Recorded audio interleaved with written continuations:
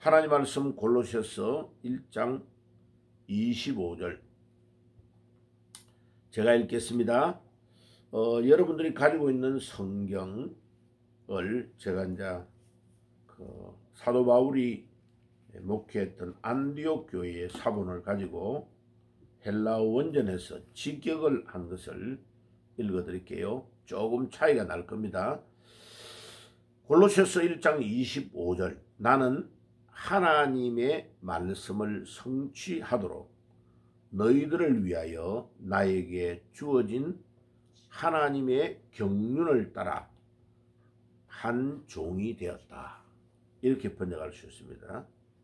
26절은 그 비밀은 연령들과 세대들에게 감추어 있었던 것인데 그러나 이제 그의 성도들에게 분명히 나타내신 바 되어 27절에 하나님이 이 비밀의 영광이 이방인 가운데 어떻게 풍성한가를 성도들에게 알리게 하셨느니라. 이 비밀은 너희 안에 계신 그리스도니 곧 영광의 소망이시니라. 자, 오늘 아침에 말씀의 제목을 만약 붙인다면 그 비밀은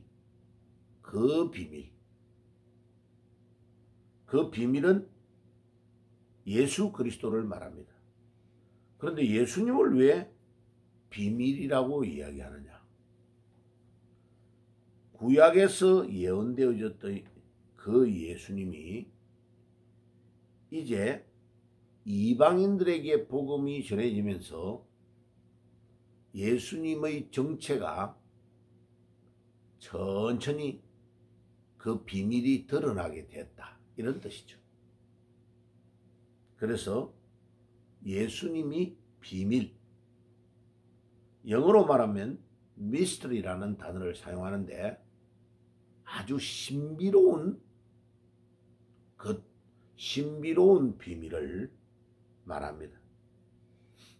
자, 그래서 제가 이걸 시간을 많이 들여서 어제 한번 원어를 어떻게 해석을 해야 가장 좋을까? 25절이 상당히 좀 난해한 구절이 두 단어가 있습니다. 나는 하나님의 말씀을 성취하도록 너희들을 위하여 나에게 주어진 하나님의 경륜, 옛날에 성경은 경륜이라는 단어를 썼습니다.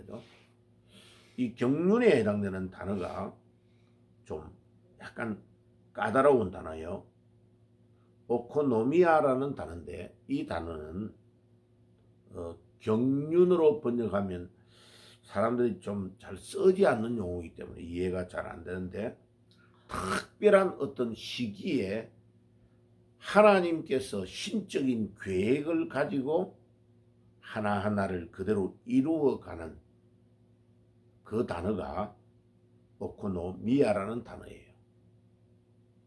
그러니까 우리 인간은 치밀한 사람은 또 메모를 해가지고 적어 놓고 하나하나를 그대로 계획을 짜가지고 행동하잖아요. 하나님도 하나님의 계획이 있고 하나님의 플랜이 있는 거죠.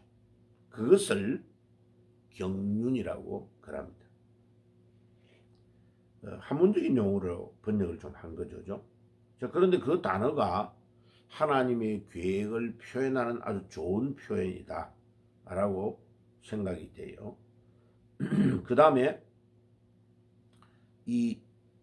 옛날에는 일꾼이라고 번역되어 있는데 우리 한글 성경어로는 그 단어 일꾼에 해당되는 단어가 헬라어에서 굉장히 중요한 단어 중에 하나예요. 디아코노스라는 단어인데 이 디아코노스라는 이 단어는 영어로 servant, 종이라는 단어로 번역되는 게 가장 좀 정확하고 또 둘로스라는 단어가 종이라는 단어가 있는데 그것과는 약간 차이가 나요. 그러니까 대통령이나 왕이 자기를 대신해서 외국에 대사를 보낼 때에 요 단어를 쓰는 단어예요. 그래서 어떨 때는 minister라는 단어로 번역이 되기도 하고 servant라는 단어로 번역이 되는 단어 중에 하나입니다. 자, 그런데 이제 이 바울이 말하는 자신이 교회의 일꾼, 종이다 라는 의미, 사도 바울 자신이 교회의 일꾼이 된 이유와 자기 자신의 사역의 핵심이 무엇인가를 이 본문에서 말해주고 있습니다. 자, 거기에서 첫째는 이 자기의 일꾼, 종된 것이 하나님의 직분이라는 것을 이야기합니다.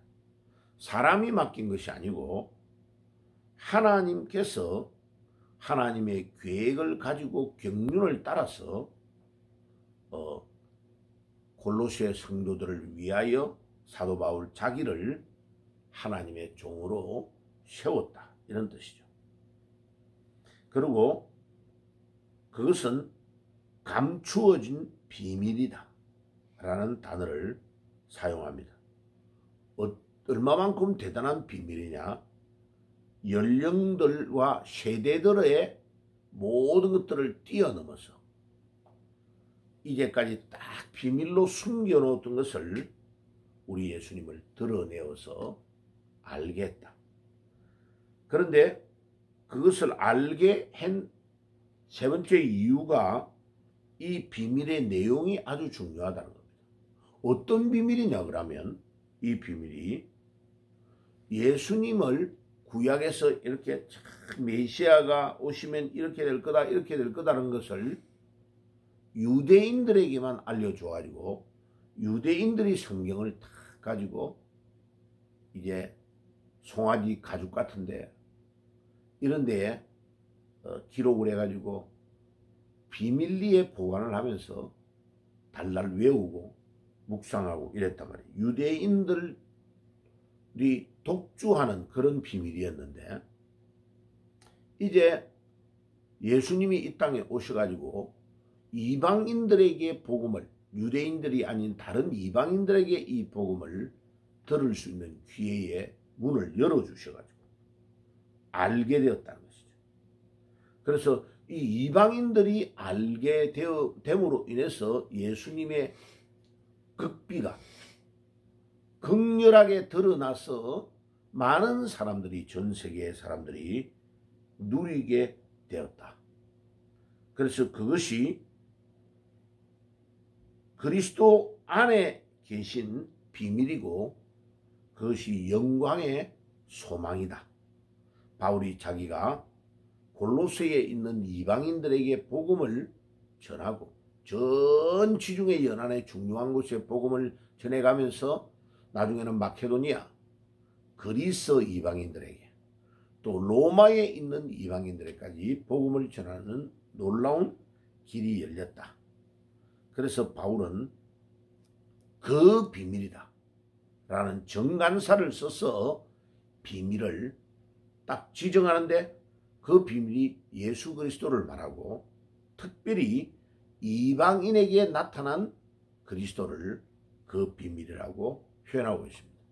그러니까 오늘 아침에 우리가 그 그리스도인 비밀을 우리가 알게 되었고 그 왜 비밀이라고 말하느냐? 예수님을 알면 그 예수님 안에 모든 보화가 다 들어가 있는 겁니다. 그래서 2장 3절에 이제 며칠 있다가 말씀을 나눌 건데 골로새서 2장 3절에 보세요. 그 안에는 지혜와 지식의 모든 보화가 감추어져 있느니라. 예수님을 알고 나면 예수님 안에 모든 각종 종류의 지혜, 보화, 보물이 다 들어가 있다. 잠언에 가면 그 비밀을 지혜라고 말합니다. 예수님을. 지혜가 강장에서 부르는 소리에 귀를 기울이라. 지혜 안에는 장수가 있고 지혜 안에는 부귀가 있고 지혜 안에는 영광이 있고 모든 게 다 있는데 그 지혜가 도대체 무엇이냐? 예수 그리스도를 말하는 겁니다. 오늘 이 아침에 우리가 하나님의 부름을 받고 새벽에도 기도하며 나아갈 때에 그 비밀이신 그리스도를 우리가 깨닫고 우리 안에 이 그리스도를 소유한 하나님의 백성이기 때문에 우리가 그 부활하신 그리스도를 누리고 그 부활하신 주님으로 인하여 우리가 기쁨을 가지고 아무리 어려운 일이 있어도 감사가 나오고 기쁨이 넘치고 결국은 우리가 죽게 되면 또 나중에 부활하신 주님이 우리를 맞이하러 오셔서 그 부활하신 주님의 능력으로 다시 우리가 부활을 얻고 천국으로 들어가는 입성하는 이 놀라운 비밀을 우리가 알게 되었다는 거죠. 그것이 바로 복음이요 그분이 바로 예수 그리스도시고 이방인인 우리에게 나타나신 것이다. 바울은 그것을 골로새서 1장 25절에서 27절에 고백하고 있습니다. 주님, 오늘도 그 비밀이신 그리스도를 누리는 하루 우리의 남은 삶이 되게 해 주옵소서. 기도하며 나아가는 아침이 되시기를 주의 이름으로 축복합니다.